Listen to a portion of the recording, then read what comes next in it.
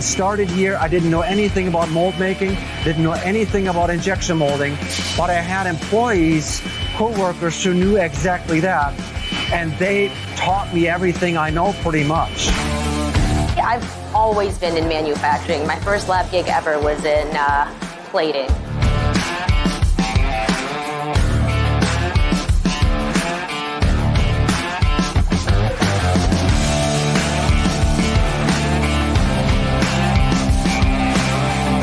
It's a good entry-level job to start with little schooling, and then you can work your way up all the way to the top.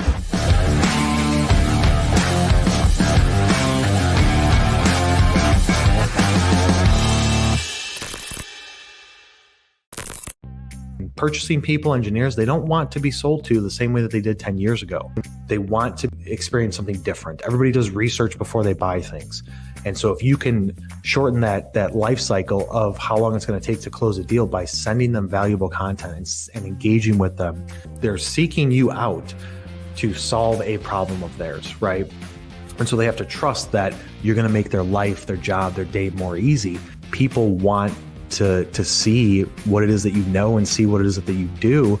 And that's a way to get that brand out there, your personal brand, which then leverages over to your professional brand. That's how you're going to stand out, is getting uncomfortable, going out there and doing something that nobody else is doing. Start it now. Just shoot a video and whether it's camera facing you or not, and just post it up on LinkedIn and use some hashtags and write a comment to it.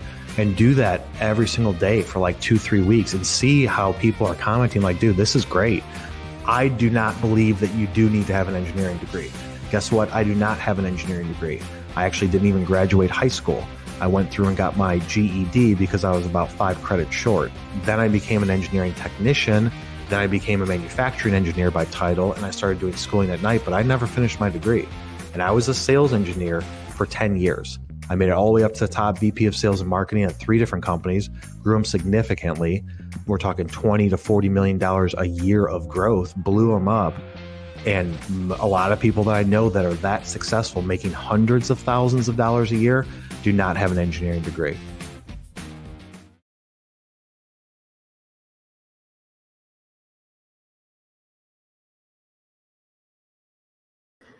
What is up, guys? It is Thursday, December 2nd.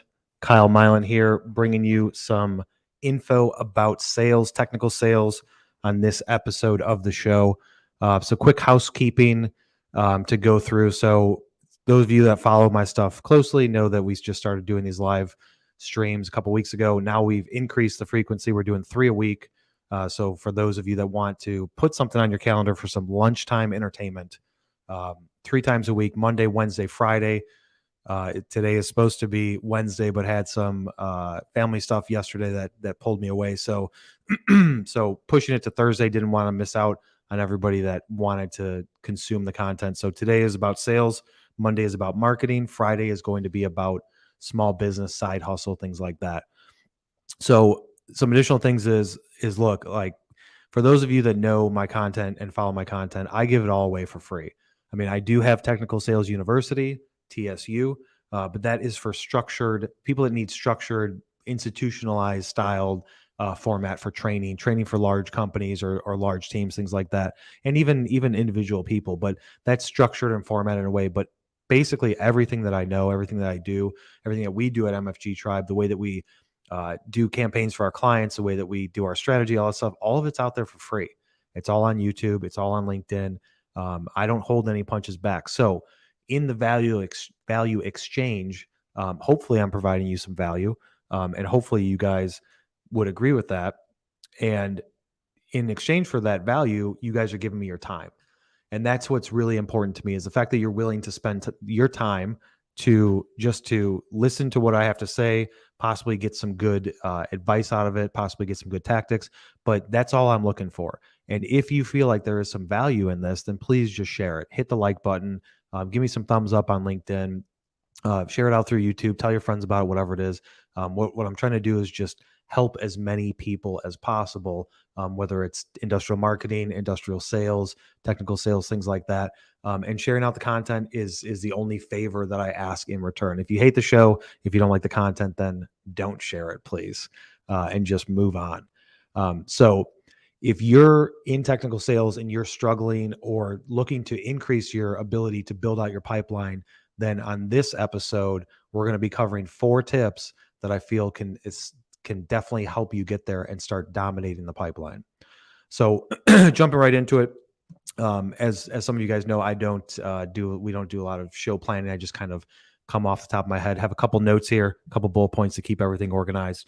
But the first thing that we're going to look at is intent and stages. So the intent behind why do you need to build out your pipeline?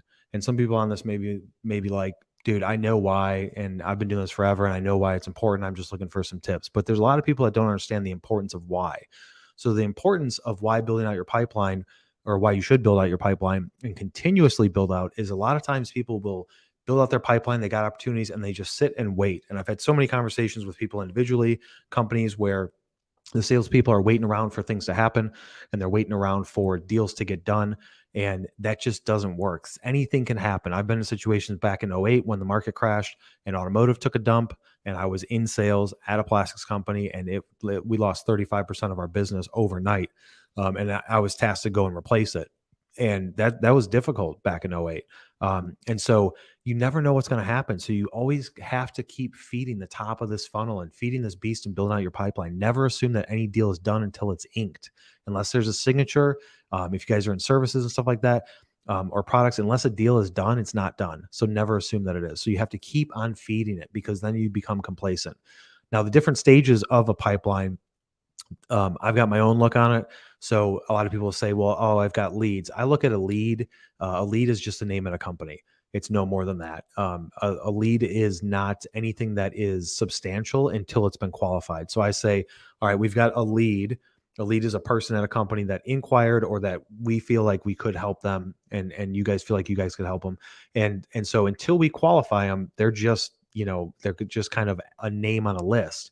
The next step is going to be the prospect. So once you've qualified them, you move them into that prospect phase, and you've done that initial conversation. Do they have the budget? Do you have the services? Do you have something that will solve their problems for you? So you're qualifying them after you get the contact, or after they reach out to you as a lead. You qualify them, they're a prospect. Once a prospect then happens, then I just typically say it's going into a quote, whether it's an RFQ, RFP, whatever it is. Once a quote is done and it's sent, then they move into the closing phase. So my process is simple. It's lead, prospect, quote sent, and then closing, or quoting and then closing.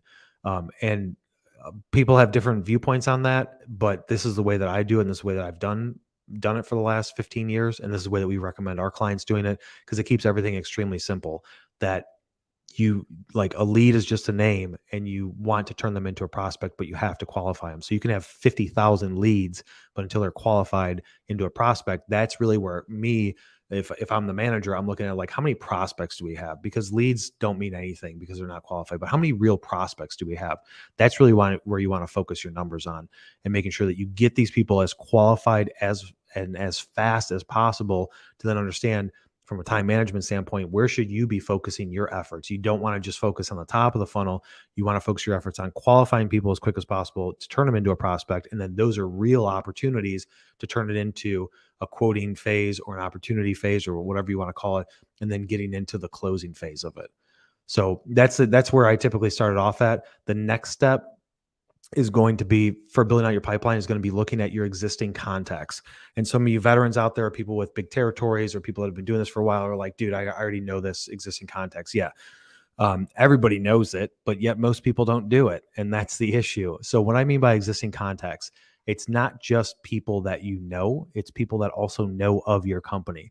So looking at current customers, looking at the unsold, which is anybody that you've quoted and not closed, and going back multiple years.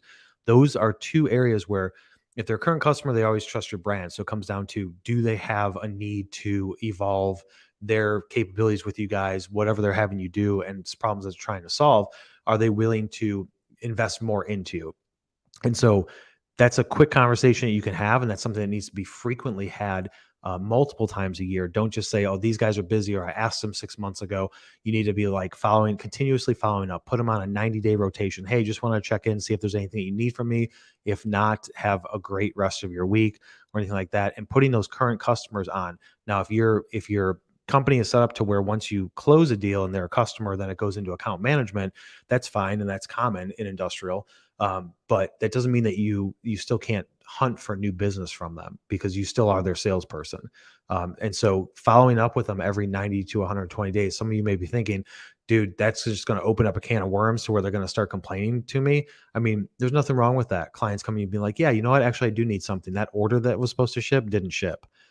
If you want to keep that trust and keep that repeat business, then you need to take care of that and be that lead person. The unsold is another area that people often forget about and often miss. It's anybody you've ever quoted over the last few years.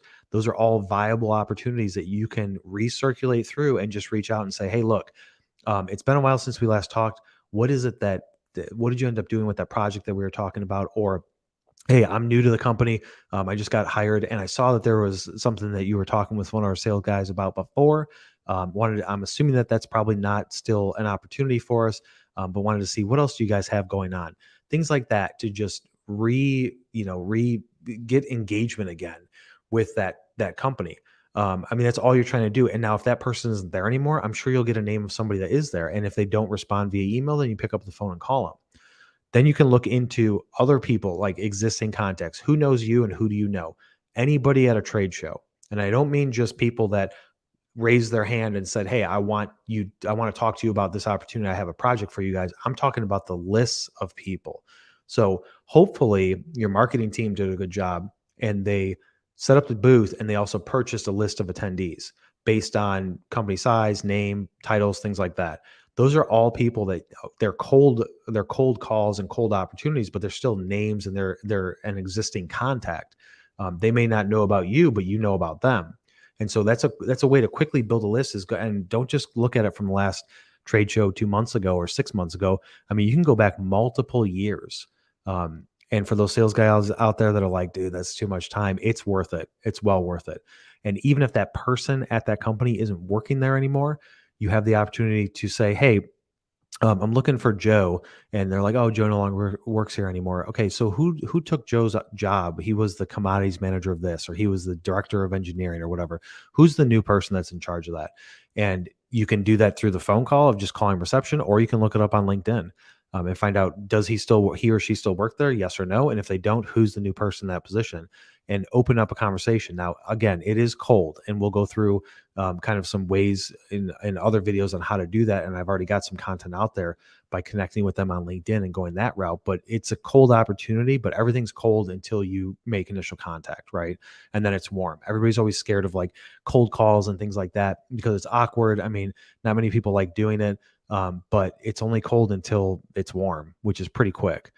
So trade shows, looking at those lists, anybody that raised their hand and said, I want to talk to you about this going back multiple years, those are good. But most of the time at a trade show, you can get lists of a couple thousand people of the attendees and go through and look at company names, people that worked at those companies, who was it that signed up for to go to that trade show. I mean, you can get tens of thousands of contacts depending on how big your company is very quickly by doing that. And most people overlook it like, oh, that was a couple of years ago, the data is not valid. Right. Maybe the contact name, email, phone number isn't valid in the position, but the company name is valid. And so if you're doing your research and you know who you're trying to sell to, that's a way to quickly build out a list. When it comes to the third step's going to be hunting for new contacts. So how do you do that? So hunting for new contacts, you basically break it down into a couple different areas. My favorite way to hunt for new contacts is going to be using LinkedIn. For those of you that follow the content, you know I'm obsessed with LinkedIn because it just works right now. In the future, if it changes, I'll be on to something else, but it works. You can build out very significant lists and campaigns and things like that by looking through LinkedIn based on the filtering criteria. Now, years ago, it used to all be in the basic LinkedIn, and then you had to pay premium the $59 a month to get access to those filtered searches. And then recently in the last 12 to 16 months, 18 months, they've changed it to where now you have to have Sales Navigator. But Sales Navigator is an amazing tool, and it's worth the $79 because you can literally filter out everything that you need to be able to find and build out a list of accounts and people to go after. So it's like the holy grail of prospecting, right? So you can do things like type in your current customers and then look at LinkedIn. Who are other people in that area, or who is LinkedIn suggesting is a similar company to that? Then you can also do it based on industry. So the industries on LinkedIn are a little bit different.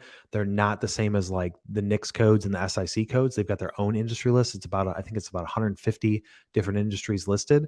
And sometimes people are not categorized properly on it. And so what you have to do is look at some of your current customers, look at companies that you want to do business with, that you can provide a solution to them, and you want to get in contact with them and see if you can have a conversation, and then look at what industry are they listed as on their company page and reverse engineer that. So do it with 10, 20 companies, see if you see a trend, whether it's mechanical or industrial engineering, whether it's mining and metals, things like that. Everybody's categorized a little bit differently, but build out a quick industry list and then go into LinkedIn Sales Navigator, do a search, filter based on industries, add those industries in it, add a geographic location. So you've got industries, geographic location, then you add in job functions or titles. You can add in company size.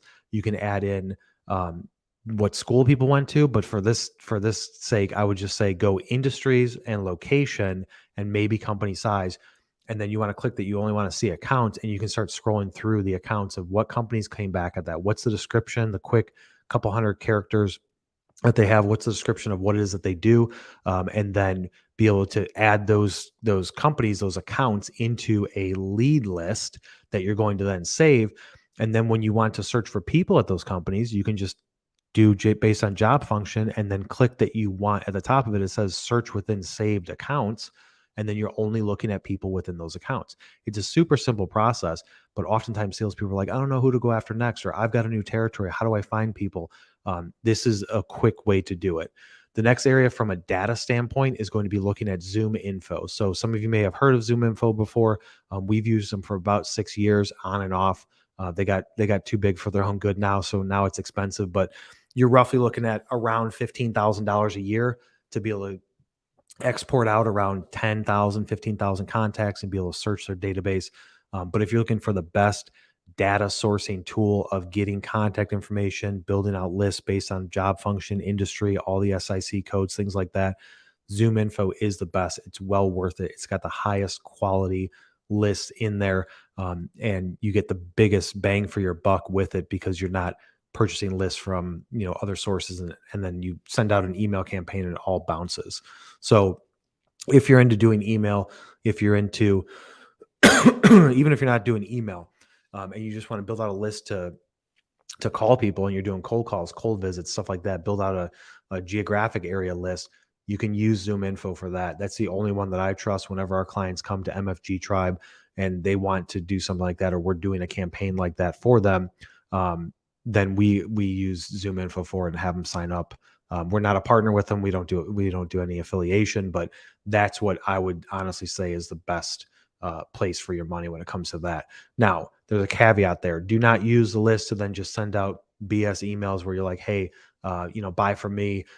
This is what we do, and doing the direct selling thing. Because like I say in all of my other videos and all of our other content, that stuff doesn't work anymore.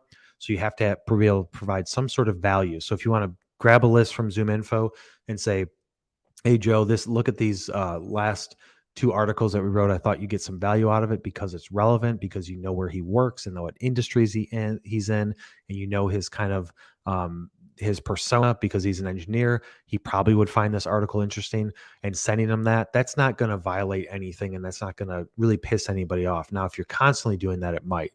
But if you just go in for the direct sale, then you're definitely going to piss people off. The last area is, the 4th step is going to be in the follow-up. This is where everybody, whether you're good, great, or in between, many people fail in this area. You've done all the work to get the opportunities in. You've done all the work to quote somebody, but then they just stop following up. Most salespeople, most technical salespeople don't follow up enough. It can become a very cumbersome process because you are literally consistently following up week after week after week, sometimes getting no return to your email, no return to your phone call. What I could say about follow up is don't always assume that people are just ignoring you intentionally. Sometimes they have things going on at work. Sometimes the project went on the back burner. They've got 147 emails that they're getting in, and they don't have. It's not that they don't like you or they don't have the time. It's just that they are sidetracked with things, and so you don't want to go into it like, oh, they're just trying to ignore me. You want to say like, they're probably busy and I'm going to keep on following up. The key is do not use the exact same method time after time after again. If you're only following up via email and every single week or 2 weeks you send an email, hey John, I'm just trying to follow up on that project we talked about. 2 weeks later, just looking for a response to this. Hey, did you meet with your team and talk about this? And it's the same process.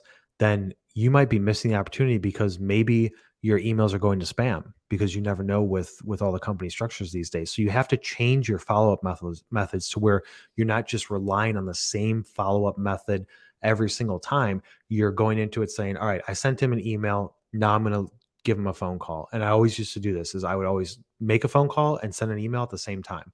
Or if I sent an email, I would then call him. And because in your email, after you call them and leave them a voicemail, you can say, hey, I just left you a voicemail. I wanted to follow up on this project. And you can hit two methods right away with one attempt. And it's only going to take 60 seconds to do this. Make a phone call. And if they don't answer, leave them a voicemail and then send them an email. That's like a minute.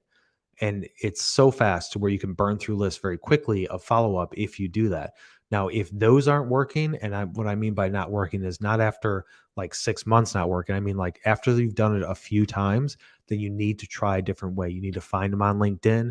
You need to do a cold visit if you're in the area. You need to do any sort of, if they're at a trade show and they're going to it, anything like that, you need to call the main number, have them paged if they're in the office. I know with COVID times, everything's weird, but you have to change your approach. You can't just keep doing the same thing over and over again. But follow-up is really what separates the ones that make it, to the top and the ones that stay just mediocre or just below it, because you've got these opportunities, but you're not following up enough. And if you're resting on your laurels and you're like, I'm going to rely on this opportunity to drive my pipeline and drive my revenue up and hit my sales quota, and you're just relying on that one, then you're going to fail. Sometimes you strike it big and you hit one out of the park, and that kind of keeps the bosses happy for a while. But if you're aggressive and you're really looking to build out your own, personal wealth and income and revenue for the business and put your name behind it, then you don't just want one of those. You want 20 of those or 15 of those. And that's really where it separates the top players from the bottom ones. It all comes down to the follow-up. The last point that I would make is that when you are going after companies and you're building out these lists, don't just look for the sharks. Okay. Don't just look for the big or for the whales. Don't just look for the whales and the sharks and the biggest companies that are going to do the most for you. You have to look at everybody in between. So big companies are going to have a big opportunity for you, and big dollars spent is great. And you should have those people in your pipeline and on your list of people to go after. But if you're only focusing on the biggest companies, then you're missing tons of opportunities in the people that are just below them and even the smaller companies. So you've got your own criteria of, you sell whatever service or product, and you go after companies from this range to this range in revenue, whether it's like 1 million to 10 million or 20 million to 100 million, or you only deal with companies that are over 400 million. Like, you understand the solution that you're providing, the product that you're selling fits in this type of demographic, right? But so many times salespeople say, I'm going after the big guys because if I close them, that is 3 million in revenue and I get 3%. So that's going to be $90,000 in my pocket. Or whether you get 1% commission, it's $30,000. And you're like, I'm going to go after that and I'm going to close it and I'm going to follow up. And then every sales meeting, you're like, yep, I'm waiting for that. Remember that big company? Oh yeah, remember that big company? Yeah, I'm waiting for them to hear back. You still want to be working those deals. the smaller ones. You still want to be going after smaller companies, because sometimes the bigger companies take a while for the process to go through and for you to get approved as a vendor or to get approved to whatever it is that you're selling, purchase your product. It can take a while, whether it's the paperwork or the approval process or whatever it is. And sometimes those medium-sized companies are going to be able to push it through faster. So you have to look at all three areas of big, medium, and small. Go after all three of those different types of companies all at the same time. And don't prioritize just the big ones, because you will be left holding the bag when none of them come through, or they don't come through in the time frame that you need them to come through to make the revenue. But you want to make sure that you're not just going after one hyper focused niche within a niche of revenue and only going after the big players. You have to spread it out, because if you work as part of a larger sales team and there's 20, 30, 50 people there, they are going to eventually probably cut you if you're not closing deals and you're only focusing on whales. You got to go after sharks and fish too. And I've got a whole video about it, breaking it down on YouTube, going through the different areas. But that's really where you want to focus your intention, is like, you've made the commitment to build out this pipeline. You're trying to go after these companies, but don't just whale hunt. There are opportunities that are in between the small guys and the big guys that can really get you there. So we're going to take a quick break, but while we're on break for 90 seconds or so, leave your comments and we'll come back and go through all the comments that we've seen.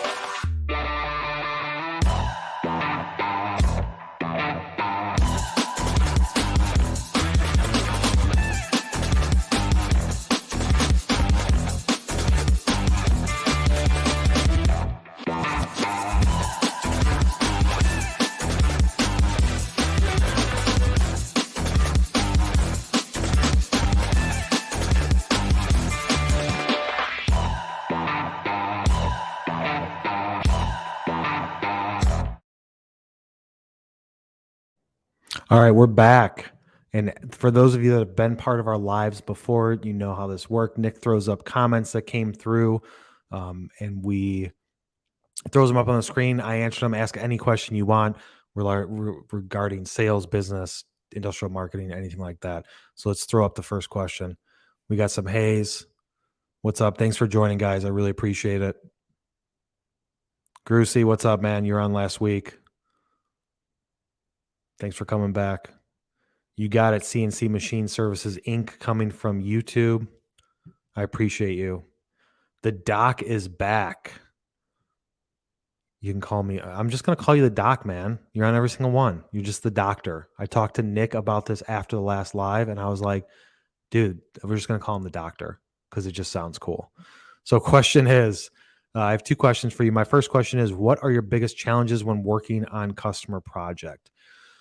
Biggest challenges of working on a customer project are overcoming internal politics and issues within the company. So from my standpoint, what we do at MFG Tribe, doing industrial marketing for industrial companies, sometimes everybody's not on the same page on what they do and don't want to do, as far as what they do and don't want to show, and it can cause some internal friction. In an ideal world, I would want us to be able to have full access to everything, shoot videos, no hold bar, push the brand out hard, show why they're awesome. And sometimes that can be difficult if they don't want to do that. So we kind of got to work and get creative and strategize on how can we show that somebody's awesome, especially through video, without giving away the farm because they're concerned about things. So that's a common issue. From that standpoint, our clients are pretty much split. I'd say 80% of them don't really care if we show everything that they do and we can tell the full story, and it makes our job easier. And I'd say 20%, maybe 30% say, show this, don't show that, or like we've got NDAs with these companies, and we totally get that. Coming from manufacturing ourselves, we know what those NDAs are. So it's having somewhat restrictions on what we can and can't do. Also, something that we sometimes struggle with is being able to convince people that in the prospect stages is like, we're an industrial marketing company, but people are looking just for a marketing company, even if they're in industrial. So we're competing with everybody in all 50 states and all of Canada. Because if you own a company in Chicago, you're going to type in Chicago marketing agency and we're not going to show up, because a lot of people aren't searching for us specifically because they just don't know. So the whole purpose behind doing these lives, creating so much video content, showing stuff that we do for our clients, pushing out as hard and as fast as possible as we can on social, on YouTube, even on TikTok, things like that, is to be able to let people know, hey, like, we're here. Okay, we're an industrial marketing agency. We only work with industrial companies that either do a service or a product. And we know exactly what it takes to get your product out there and get your service known and build out your brand. But they don't even know that this type of niche exists, which is something that the last 6 years since I started the company, it's been a struggle, but eventually your brand gets big enough, and we're getting there right now to where people say, hey, I want you guys to do my stuff. I've seen your stuff somewhere. And the brand kind of takes care of it from there. And then what was the second part of the question? Second and last question is how to deal with breach of confidentiality. So if you breach the confidentiality, then I would say that don't do it again. But if you sign any sort of confidentiality agreement, if you sign any sort of non-disclosure agreement, anything like that with somebody, you need to uphold that at all costs, and if possible, in everything that it is that you do, because that's if you breach that, then you're going to be going against the trust that you have with that person or with that company. So definitely anything that you sign along those lines, you need to think before you sign it. We've had people that want us to sign exclusivities with them, where we would only work with their company in the entire world, none of their competitors, things like that. And in general, what I tell people is like, look, if we partner with a company, you're our partner. And if your competitor calls us and says, hey, we heard that you're doing this with this other company that is our competitor, we want you to do our marketing for us. We say no, because I'm not looking to get into a match of, who's willing to spend more money to get their performance up. At the end of the day, we pick a partner, we believe in that partner, and we want to make sure that they're as big and as bad as possible. We just closed a deal about 5 weeks ago with a company, and we are going up against some 800-pound gorillas in their industry to try and just beat the snot out of them and dominate it for them. And it all comes down to we value those partnerships. So depending on the context of it, I hope that answers the question. If it didn't, Doc, then feel free to ask a follow-up. CNC Machine Services, Inc. What would you suggest is the best daily, weekly KPIs for small teams selling high-end technical equipment? New lead generation, understanding company, Rolodex, Salesforce. Ooh, you use Salesforce. Well, that's the first thing, CNC Machine Services. If you got a small team, man, don't be using Salesforce. It's overkill. Unless you got, 10 people, that might be good. So KPIs. So technical equipment, I would say it depends on the value of one potential client, right? So what's the dollar amount on that? And then I would multiply that times like 10 or 15. That should be in the pipeline at all times. So for example, if an ideal customer of yours is is $500,000 to $1 million as a solution, at any point in time, I want 25 to maybe even more than that, 25 to $30 million of potential opportunities in my pipeline at any point in time. Because that $1 million deal, $2 million deal isn't going to come through in a week or 2 weeks. It could take a month, 2 months, 3 years. So you want to have that pipeline as full as possible. When I was doing this in injection molding, my pipeline was typically around 40 million. So at any point in time in the year, we always had $40 million worth of opportunities that were active, valid opportunities. And as long as you keep it up at that high level, you're not just waiting on one potential opportunity to kind of drive you through the year with your revenue growth numbers. As far as like lead generation, it honestly depends. And so what I like to tell people is, like, if you're selling a high end item, and maybe you can define high end, maybe is it 100,000, is it 200,000? Because that's a subjective number, right? I would think a high end piece of equipment is, you're talking like $500,000 to $1 million. And so looking at that, I would say, like, you're probably looking for 4 to 10 opportunities a month of quoting opportunities at that, to be able to get you up to those higher numbers.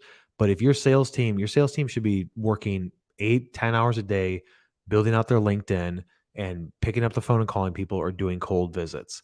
If they're doing cold visits, I would say 15 per week. That's an easy number to accomplish. I used to do those in 2 days. I used to do 15. I would just drop into an industrial park and then just, work my way around it, doing the cold visits, getting opportunities. I typically saw about a 10 to 20% success rate. If I knocked on a door, talked to a receptionist, asked for a specific person, about 20% of the time, that person would be willing to talk to me. And then it's just a numbers game from there. From a cold call standpoint, I can honestly tell you, and we did this for a couple of years for clients as a service. I mean, a person can make 150 cold calls per day. That may seem like a lot, but it's really not, because about 80% of the time, nobody picks up the phone. So you're just leaving a quick voicemail. So each call maybe takes 60 seconds to do, if you have their direct number. So cold calls, I would say 150 a day is a good number. I would say cold visits, at least 15 per week. For your revenue KPIs of your pipeline, I would say at least a 10 to 40 multiplier of whatever a quote unquote good customer opportunity comes from. So like I said, $1 million, if it's $1 million opportunity is what you're seeking, then I would try and have 25, 30, $40 million in my pipeline at any point in time.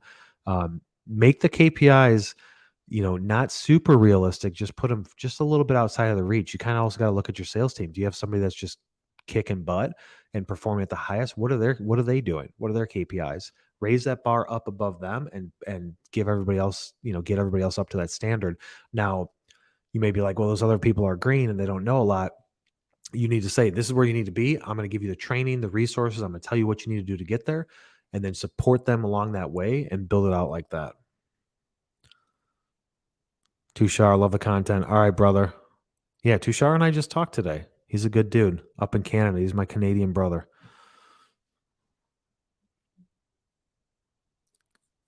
So it looks like that's it with the questions. We're sitting at 38 minutes. If there's any last minute questions, there's about a 60-second delay from LinkedIn. So we'll give it another minute. Ask any questions that you have, shoot them through. And like I said in the beginning of this, guys, like, if you got some value out of this, I mean, there's a lot that goes into these shows. Okay. This is not like, just think about it from the standpoint, I'm not going to guilt you into it, but just think about it from the standpoint of, everything that we do is for free when it comes to creating this content, telling you exactly what we feel you should do in sales or industrial marketing. We were doing 2 videos, recorded videos a week, and posting them up on LinkedIn and YouTube. And now we moved on to doing 1 live a week. And now starting this week, we're doing 3 lives a week. 3 lives a week generate about 15 pieces of content for us. And we put it all out there in all places and scream it from the mountaintops. And we don't ask in anything for return. All I'm asking for as a favor is, if you get value, share it with somebody you know, share it out on social, make a comment, just tell me, like, I like that, I didn't like that, I agree with you, I don't agree with you, just some sort of engagement back. That's really what gives us the fuel to keep doing this, because I mean, in our perspective, we've got companies that are from small to large that are our clients, that we do over 400 videos for per year. We create over 300 articles, technical articles for each year. We've got a team of over 10 people at the agency. I have 2 companies, including MFG Tribe and Technical Sales University, that are extremely busy. And we made the commitment to say, you know what, we're going to block an hour of time to do a live event 3 days a week, to try and provide as much valuable content as possible. And I hope that in return, we've seen people coming through and they're leaving comments and sending messages and things like that. And that's all we're looking for. And share it with somebody you know. I mean, that's really all we can ask. I feel like that's a good value exchange. Thank you so much for the feedback. I appreciate it. Yep, you got it. If there's any other, you could feel free to leave a comment on a video, shoot me a message. If anything follows up, keep in mind, guys, every week, 3 days a week, Monday, Wednesday, Friday, that is the goal. That's what I'm going to try and hold us to. at noon Central Standard Time. We are going to go live. If you've got a question about sales, feel free to ask it on the marketing show that's going to be on Mondays. But definitely put it on your calendar. Stay tuned. Subscribe to the YouTube channel. Share it with everybody you know, and we will see you on the next one.